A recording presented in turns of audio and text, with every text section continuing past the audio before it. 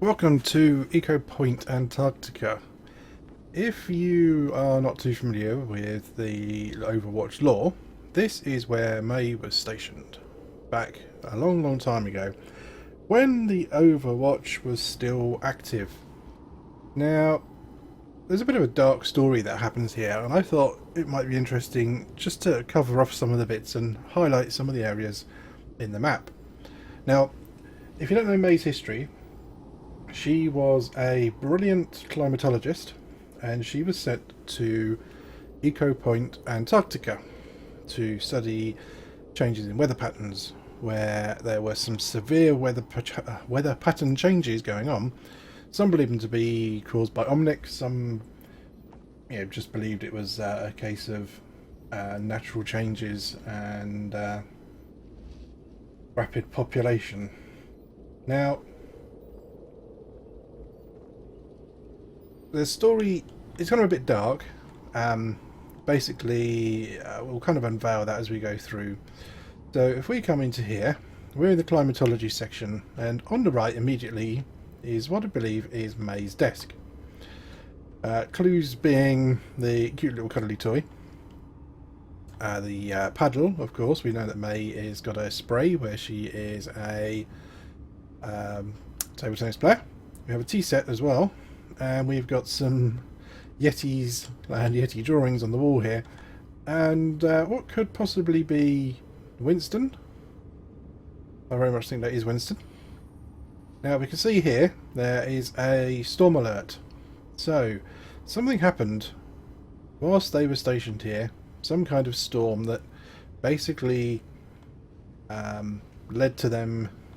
Well, you'll see. You'll see. So here we have a map of the local area, obviously Eco Point being on the left hand side here. Message about a warning of an incoming storm and an anomaly detected nearby. Now that anomaly could very well be the weather anomaly that they would be studying. And if we look here, what's causing the anomaly? Global warning, unexplained phenomenon, or aliens? There's also a relay station here with the signal disrupted, and we shall come back to that again. Now if we have just a quick look around here, there's not too much more going on. We've got some core samples that were being collected here, and some just general trash. Jar of peanut butter there. Suspect Winston may have popped by here at some point or another. Now if we come across here to the monitoring systems, this is the somewhat crazy weather anomaly that's going on. And some more storm alerts. Now we head back out through this sideway. And we pop across here into the right hand side section, which is kind of a workshop stroke machine bay. We can see some more notes hidden away on the side here, and this shows a problem occurring with the antenna, which we'll go and have a look at in a moment, and possibly a little design there that May was working on for a little robot Snowball. There's also a diagram here of a map which shows some of the local area, if I can get that into view properly. So we are here, Echo Point, and this is the same map that we just looked at with the 3D hologram representation. Now, when this storm struck, the team were kind of stuck and abandoned in this section, and actually if we come up here we can see that they started to sustain some damage to the buildings and structures, so this would have caused them some problems, and we'll see some more evidence of that in a moment. If we come down here, we will head across through into the crew quarters. Now we'll start on the right hand side. We come around here, we've just got a seating bit, some unfinished food sitting on the side here, and a ping pong game which is, well, paused. So they were mid game, so this anomaly just came out of nowhere, I think, and took them completely by surprise, and they basically had to all hands abandon their post, well, not abandon their posts, abandon whatever they were doing, and get onto their posts. So we can see a load of wash dishes and things, and then unfortunately we see a bit of a horrible note here. Supplies remaining. Cups of noodles, litres of water, packets of tea, protein bars. Enough food for 4 days.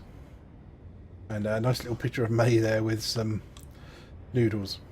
Now, this doesn't paint a particularly nice picture. So they were now stuck in a facility that was now cut off from the outside world. Possibly had no radar or radio coverage, and they couldn't get out, and nobody could get to them. Sure, they had a lovely view here from the Paradise Channel, but not much else. And again, we can see there's a half-finished game of chess that was being played out here. Now we're going to go through this way. This is the actual crew quarters themselves, and if we come to the end here, this looks like it may have been May's room, and it may have been May's birthday when this all happened. Kind of a bit sad, really, on her birthday for these events to occur. Now, this is just a storeroom.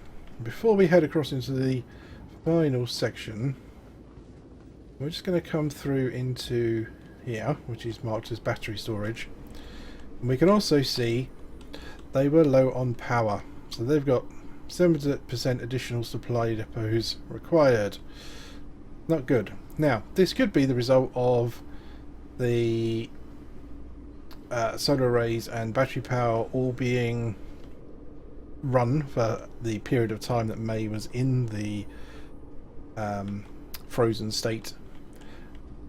Or it could have been one more reason for them to have to effectively try and come up with some way to survive. But here we can see battery bank power failure. So things were looking pretty grim for these guys. They weren't going to have a great time of it at all. So we'll come down here, and now we're into the cryo lab. And this is kind of the last bit of the story now. So just before we look at that, we come over here. There's a note on the table here, and it looks like May could have suggested that they cryo freeze themselves until such time as they can be rescued. And we can see here this biometric is all fine, but we look across here and we can see storm alerts, stasis warnings, and then as we look around here we can see the researcher Adams system malfunctioned,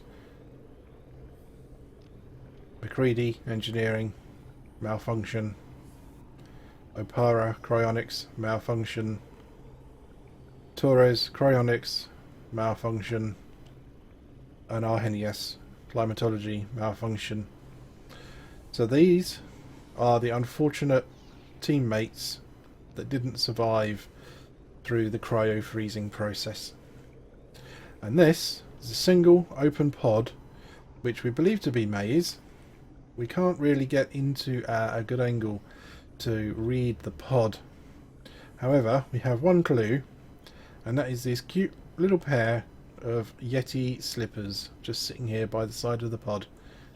We would guess that these were for May when she came out, and I think it speaks volumes about May.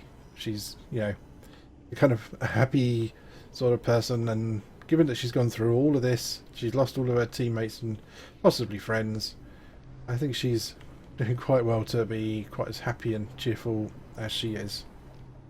So that's the darker story to Echo Point Antarctica. So the bodies we assume are still inside these. They don't look like they've been opened. We can't really see inside through the glass. But we fight our 1v1 for battles here. We fight our 3v3.